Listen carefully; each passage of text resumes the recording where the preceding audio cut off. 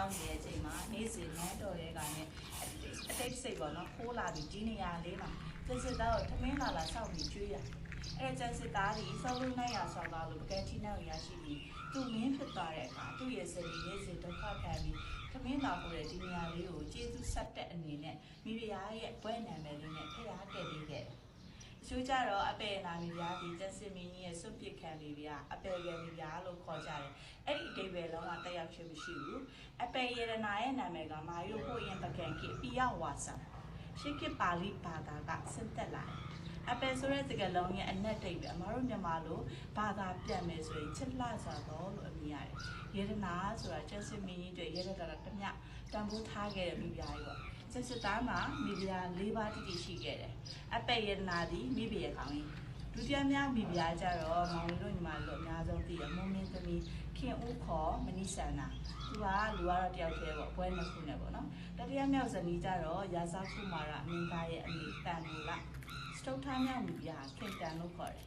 ခင်တန်ဒီတမိုင်းဝင်ကြောက်စာအထောက်ထားရှိတယ်အရန်ကြီးတော့ဟိုလိုမျိုးလူငယ်ချားမှာနာမည်မရှိဘူးပေါ့နော်ဘာလို့ဆိုရွှေစည်းကုံဘုရားကိုသွားမယ်ဆိုရင်ရွှေစည်းကုံဘုရားရဲ့ပရောအတူထဲမှာကျက်စစ်သားရဲ့မိဖုရားနှစ်ပါးဖြစ်တော့ခင်ဦးခင်တန်ကောင်းမှုတော်ဘုရားဆိုရှိတယ်ဒါကြောင့်ခင်မလေးခင်တန်ဒီတမိုင်းကြောက်စာထောက်ထားရမိဖုရားတစ်ပါးပဲပေါ့ဒီထဲမှာအထူးခြားတာပိဋကလက်ရတော့ကဘာကတင်စားခေါ်တာအပေနာဘုရားကိုနိုင်ငံပကြီးပြလိုက်လို့ခေါ်တယ်မြန်မာလူမျိုးတွေကြတော့မှောင်နေလို့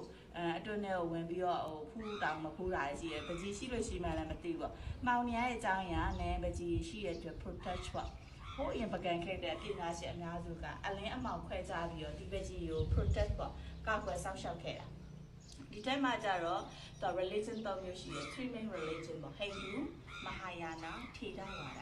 Hindu နဲ့ပတ်သက်ရင်ရှိပါရှိတယ်